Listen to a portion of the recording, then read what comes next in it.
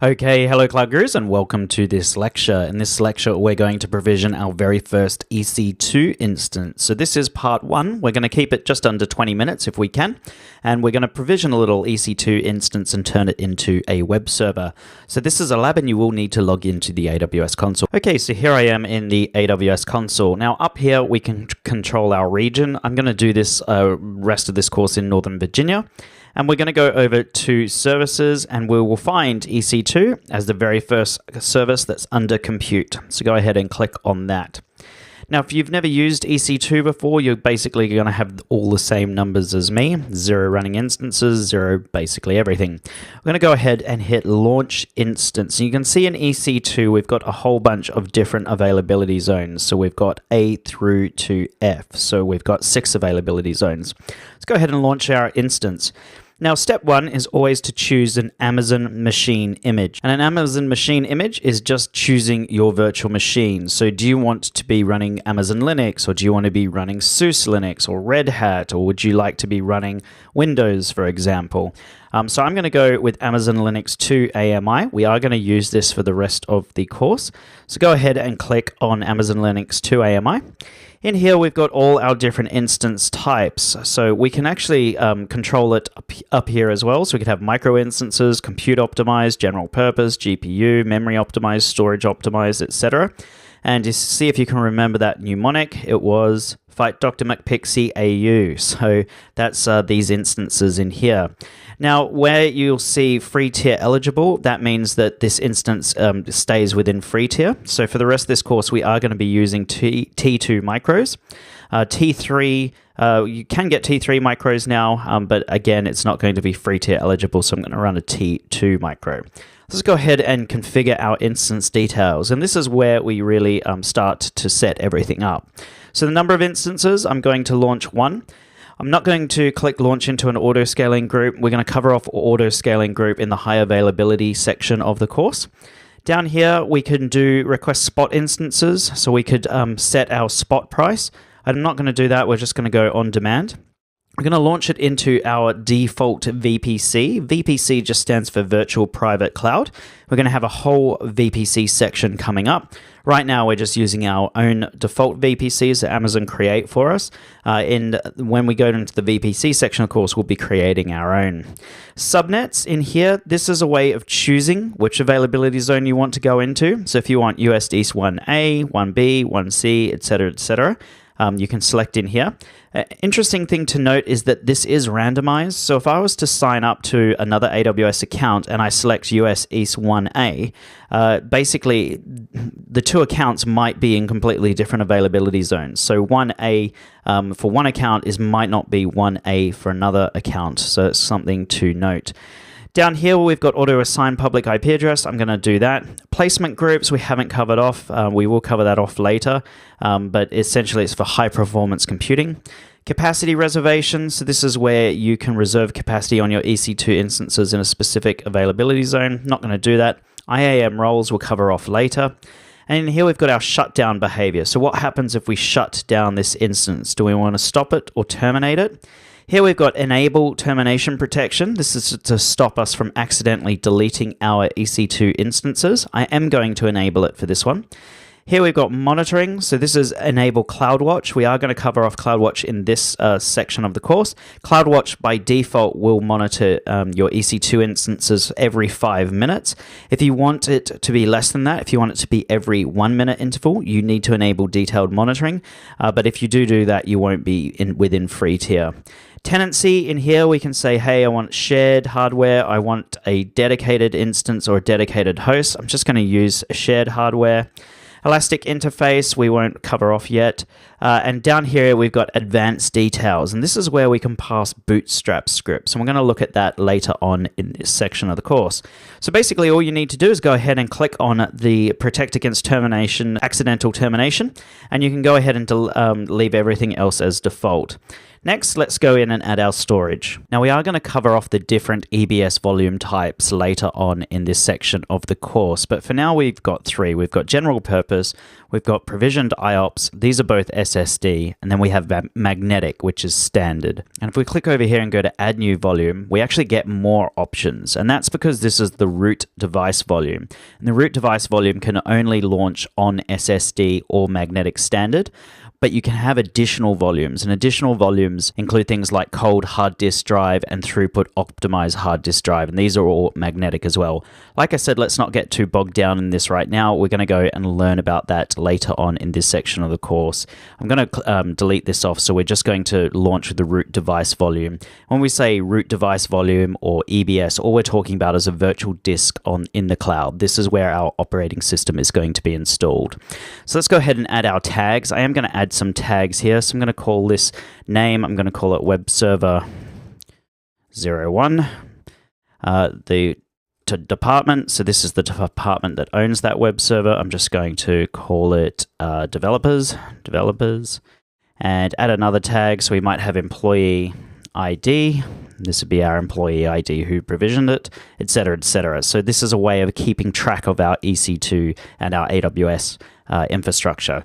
Let's go ahead and configure our security group. Now, a security group is just a virtual firewall. That's all it is. It's a virtual firewall which allows communication over particular ports. We're going to cover security groups in a lot of detail in the VPC section of the course, but for now, just understand that it's a virtual firewall. This is how you enable traffic on the various different ports. So HTTP goes across port 80, SSH goes across port 22. So you're just allowing various different types of communication to your EC2 instance through your security group. We are going to create a new security group. I'm just going to call mine Web DMZ, so Demilitarized Zone. So this is the security group that all my web servers are going to go into. And I'm going to add a rule. I'm going to allow port 80, so HTTP, and we're going to do it to 0.0.0.0/O. And so this is a CIDR address range. Again, we're going to cover this off in the networking section of the course, but essentially when these are all zeros, you're opening it up to the whole world. Now you might want to lock your SSH down to your particular IP. You can just click in there and then it will lock it down to this IP address. So you can only SSH in on this IP address. The problem with that is that if your IP address changes, then you won't be able to access this EC2 instance. So I'm just going to do 0.0.0.0/O. So I'm going to copy and paste it in there, and it'll give us a little warning. So let's go ahead and hit review and launch. And we're going to go ahead and hit launch. Now we do need to create a key pair because we've never done this before. So the way I like to think of public key and private keys, this is asymmetric encryption. So it means you need two. So asymmetric. With symmetric encryption, it's just one. So with asymmetric encryption, you've got a public key, and I want you to imagine that as a padlock. And you can go and take your public key and you can go and put it everywhere. You can put it on your bike, you can put it on your front door, you can put it on your neighbor's front door. It doesn't matter if someone gets your public key. Your private key is the key that opens that padlock, and you do not want anyone else to get your private key because then they can open up all your padlocks. You can open up all your public keys. So your public key will go on your EC2 instance. The private key you will save locally on your machine, and you will use that private key to be able to SSH into your EC2 instance. So let's go ahead and create a new key pair. I'm just going to call it my NV, or my US East 1, US East 1 key pair. There we go. So my use 1KP. I'm going to go ahead and download that. So download that to a safe location. You will need it to connect to your EC2 instance. So I've gone ahead and hit launch instance. And I'm going to go in and view my instances. So we can see now that it's launching. This is my instance ID. We can see it's inherited the name from my tag. We can see the instance type is a T2 micro. It's available in US East 1D. It's currently pending, and the status checks are initializing. It's already got a DNS address. So this is a web address that we can use to go and visit our EC2 instance. And down here we can see you can move this so that it's bigger or smaller just by clicking these. and we can see all our information in here. So we can see our public IP address, for example. We can see that it's in our VPC. We can see what subnet it's in, etc., etc., etc. And this will become more and more familiar to you as you go on throughout the course and get your hands dirty with EC2. Now, I would copy this public IP address to your clipboard. Just click on this little icon. And now what we're going to do is we're going to SSH into our EC2 instance. So right now I'm going to show you how to do it in a Mac, and then I'll quickly show you how to do it in Windows as well.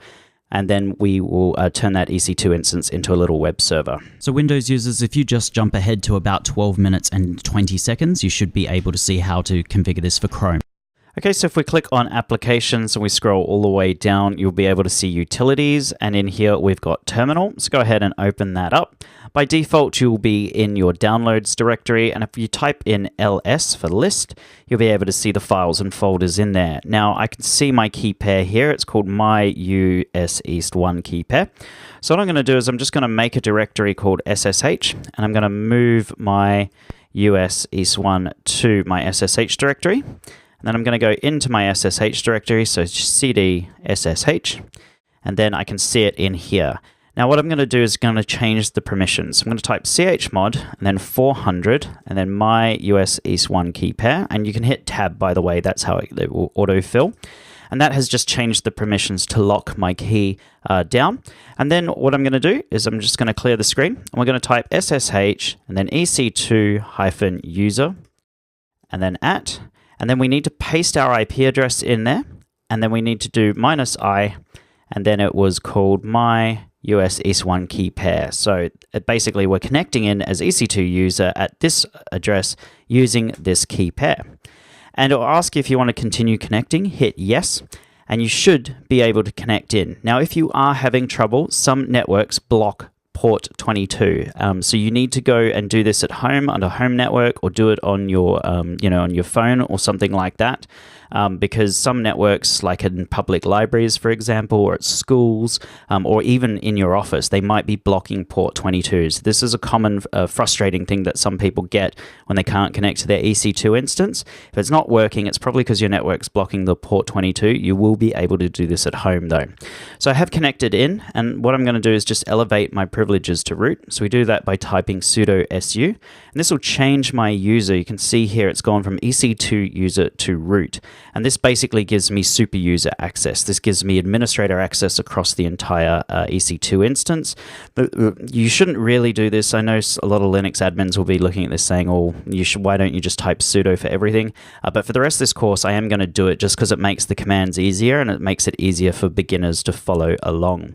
So again, I'm going to go ahead and clear the screen. Okay, so for Windows users, what you need to do is go ahead and install Google Chrome as your browser.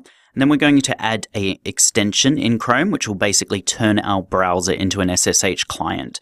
So what I want you to do is, once you've installed Chrome, go over to Google and just type in SSH Chrome extension into Google, and go ahead and hit enter. And in here, you'll be able to see it's called the Secure Shell app, and I'll put this link in the resources section of the course. So go ahead and click on that. And then all we want to do is go ahead and download this extension. So I'm going to go ahead and hit Add to Chrome. That will then add this to Chrome. Go ahead and hit Add App, and that will go ahead and install this extension into Chrome. Can take a little bit of while, so just wait for it to finish installing. And there we go, it has now installed. Now, to get to this extension, you just need to navigate to Chrome, / and then apps. That's how you are able to access your apps in Chrome. And then we have it here, it's the Secure Shell app. So go ahead and click on that. And then what we want to do is we want to go in and configure this in order to connect to our EC2 instance. So the first thing we need to do is go ahead and grab the IP address. So here's another EC2 instance I've just spun up. And I'm going to go ahead and click back in here. And so my username is just going to be EC2-user. So type that in, EC2-user. And then the host name in here, we'll just paste in our IP address. And then what we need to do is go and create our identity. Now, in order to do that, we need to navigate to where we installed or where we downloaded our PEM file. So now we need to navigate over to the command prompt. So just right-click on the Windows button, go ahead and hit Run, and then just type CMD, command. That will fire up the command prompt. you need to navigate to where you installed or where you downloaded your PEM file. Mine's installed on the downloads directory. So I'm just going to go to my downloads directory. So cd downloads. Then I'm just going to type dir, and that will list everything in my directory. And you can see here we've got my key pair. So this one's called mykp.pem. I'll just make this a bit bigger so you can see it. And then all we want to do is we want to type the following command. So we want to type in ssh hyphen keygen, and then -y, and then -f. And then we're going to type the name of our key pair. So it's mykp.pem. And then we're going to output that to mykp and then .pub. So we're basically generating our public key. So this is asymmetric encryption, which means you always have a private key and a public key. A public key is basically like a padlock. You can give anyone a copy of that public key, but they cannot open it up without the private key. And that's why you'd never hand out your private key to anyone, because then they can open up your public key. That's the way I always like to think of it. So if we type in dir now, we can see our two files. We've got mykp.pem, which is our private key, and mykp.pub, which is our public key. The last thing we need to do is just rename the mykp.pem to just mykp. So you can give it any name that you want, but you've got to lose the .pem extension. Once we've done that, let's go back over to our Google Chrome extension. So it's in here. And then we're going to go ahead and hit import. And then what you want to do is just navigate to your downloads directory and import those two files. Now, again, you must have changed that extension from .pem to just being called, basically having no extension. So go ahead and hit open. That will then change your identity to that key pair. And then you should be able to just click in here. I've lost my username and password again, but I can just regenerate it. And then we should be able to go ahead and connect. So if we just hit enter, it'll now say it's loading the plugin, it's connecting to that IP address. Just type in yes, and then it's going to add it to the list of known hosts. And there we go. We have logged in to our EC2 instance. We can elevate our privileges, and then we can go ahead and clear the screen. And now you can follow along with all the commands in Windows as well. And then what we're going to do is we're going to apply some operating system updates. So if we just type in yum update -yes, so yum update -y will just look for operating system updates. You can see here that I do not need any updates. There's no security updates. So this is using the latest packages. And then what I want to do is I want to install Apache. So we type yum install httpd -yes. And that will go through and install Apache. And Apache basically turns our EC2 instance into a web server. Once you've done that, you can be able to go to your cd var www html directory, and anything that you put in here will be basically a website or will be accessible over port 80. So let's clear the screen, and what we're going to do is we're going to create a little file. We're going to call it nano and then index.html. Nano is just a text editor. And I'm just going to write some really quick HTML. So it'll be HTML header, not even going to bother with body and all of that. I'm just going to say hello cloud gurus. And we're going to end our header. And we're going to end our HTML. And then hit Control X and then hit yes and then hit enter.